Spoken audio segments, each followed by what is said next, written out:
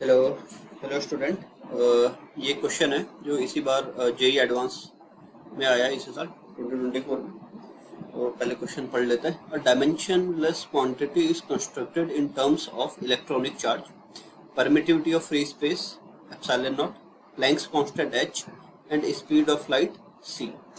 If the dimensionless quantity is written as e raised to the power alpha epsilon naught raised to the power beta h raised to the power gamma and c raised to the power delta, and n is a non-zero integer, then alpha beta gamma and delta is given by. Got it? तो यहाँ पे हमें चार option दिए, इन चारों में से हमें अल्फा बीटा गामा और डेल्टा की वैल्यू को रखना है। क्लियर है? तो देखो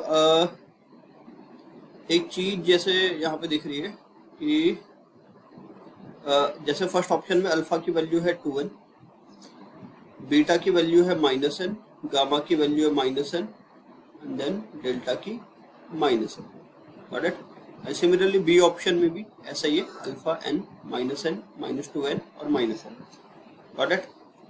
तो अब इसको जरा सॉल्व करता है। ये 20 इस बार के जेई एडवांस का मेरे ख्याल से सबसे इजी क्वेश्चन यही होगा क्योंकि डायरेक्ट डायमेंशन से रिलेटेड है। तो मुझे मालूम है कि इलेक्ट्रॉनिक चार्ज ऑफ इलेक्ट्रॉन हमें मालूम है 1.6 into 10 raise to the power -19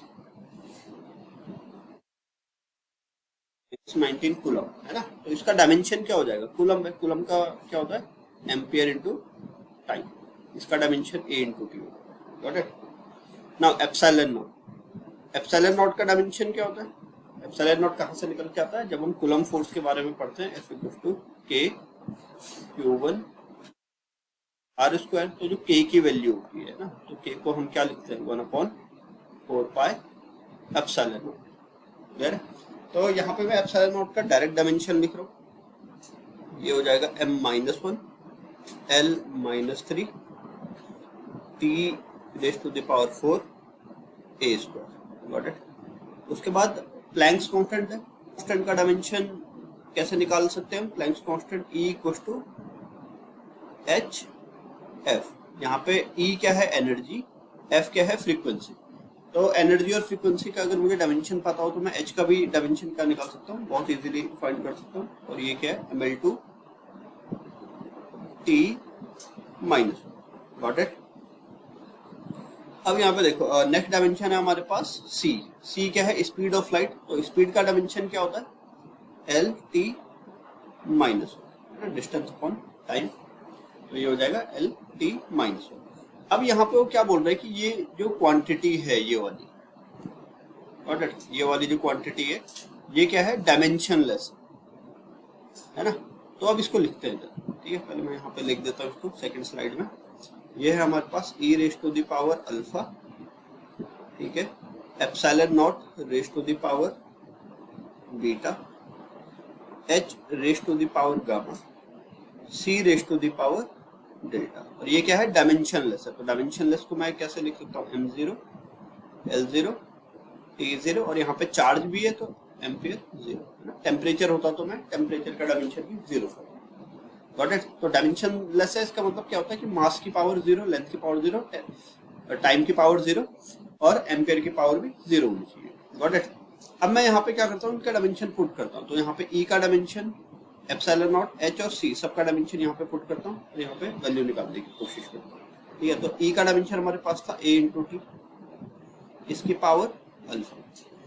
epsilon naught का डायमेंशन था हमारे पास m-1 L -3 T raise to the power 4 ampere square whole raise to the power beta. Now H का डायमेंशन था हमारे पास प्लैंक्स कांस्टेंट का L ml2 T-1 raise to the power gamma. और C स्पीड ऑफ लाइट का क्या था? LT-1 raise to the power delta. Got it? और ये सब क्या होना चाहिए? डायमेंशनलेस। Got it? यानी m0 L0 T0 और A0।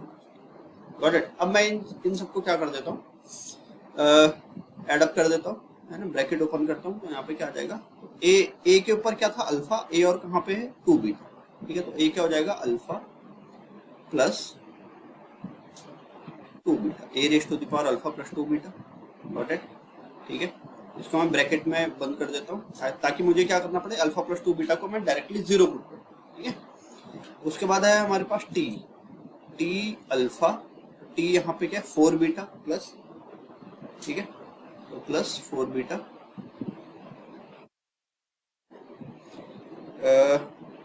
टी यहाँ पे है माइनस, यहाँ पे क्या आ जाएगा माइनस गामा, ठीक है, और टी यहाँ पे आ जाएगा माइनस डेल्टा, यहाँ पे मैं ब्रैकेट कर देता हूँ। उसके बाद है टी के बाद है एम -1 इंटू बीटा यानी माइनस बीटा, उसके बाद एम गामा प्लस में आ जाएगा गामा, उसके बाद एम यहाँ पे है नहीं तो एम इतने रहेगा। उसके बाद और कौन सा डायमेंशन रह गया हमारा, एल की बात करते हैं, ठीक है। एल क्या है यहाँ पे एल नहीं है, यहाँ पे एल -3 बीटा, बाद एल 2 गामा, बाद प्लस डेल्टा, एल की पावर डेल्टा है, और यहाँ पे क्या हो जाएगा m0 l0 t0 a0, ठीक है। अब यहाँ पे देखो क्या a0 है ना, a की पावर 0 है यानी अल्फा प्लस, मैं यहाँ पे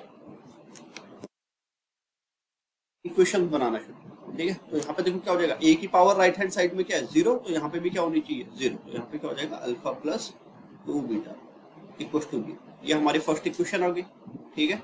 नाउ सेकंड इक्वेशन टी की पावर भी क्या होनी चाहिए 0 यानी alpha plus 4 beta minus gamma minus delta equal to 0।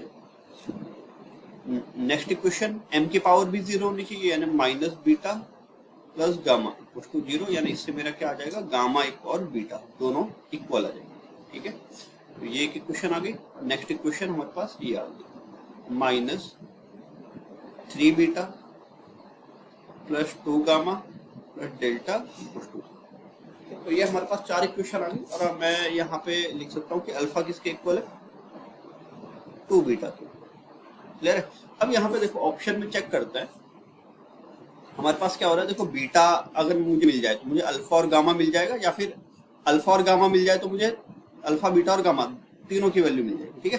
तो क्वेश्चन से क्या करते हैं, एक वैल्यू उठाते हैं, क्लियर है।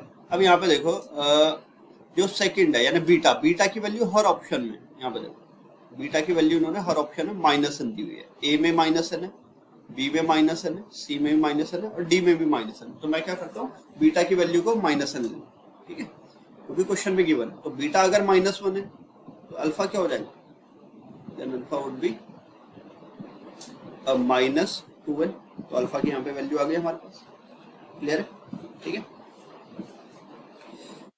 हाँ एक सेकंड, मैंने यहाँ पे थोड़ा इक्वेशन में गड़बड़ कर दी, यहाँ पे माइनस आना चाहिए था क्योंकि मैं उस तरफ ले जा रहा हूँ, तो यहाँ पे माइनस आना चाहिए था, तो अल्फा इक्वल टू -2 होता, तो माइनस माइनस प्लस, तो अल्फा इक्वल टू +2n, ठीक है। अब यहाँ पे पुट कर गामा की वैल्यू क्या आनी चाहिए थी -n, गॉट इट। तो मेरे पास अल्फा की वैल्यू क्या आ गई +2n, बीटा की वैल्यू क्या थी -n और गामा की वैल्यू क्या आ गई -n, ठीक है। तो मैं इन्हीं तीन को क्या करके ऑप्शन आउट कर सकता हूँ, ठीक है।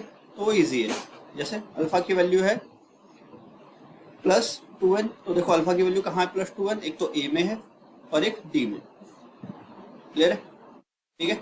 उसके बाद बीटा की वैल्यू -n हम ले ही चुके हैं, यानी ये और ये तो ए और डी ऑप्शन में से सही है। उसके बाद हम क्या करते हैं गामा की वैल्यू, तो गामा की वैल्यू हमारे पास कितनी है ये -n, ठीक है। तो गामा की वैल्यू -n किसमें ए, तो A option would be the correct, ठीक है। तो यहाँ पे जस्ट क्या करना था हमें, अल्फा बीटा और गामा की वैल्यू से निकालेंगे। अब अल्फा बीटा और गामा की वैल्यू को हम यहाँ पे पुट कर लेंगे तो हमारे पास क्या आ जाएगा डेल्टा की वैल्यू, गॉट इट। या हम यहाँ पे पुट कर देंगे बीटा और गामा की वैल्यू को, तो हमारे पास डेल्टा की वैल्यू आ जाएगी, ठीक है। तो आगे वो इजी कैलकुलेशन है। तो होप ये क्वेश्चन समझ में आया होगा आपको, ठीक है। So take care, goodbye, thank you.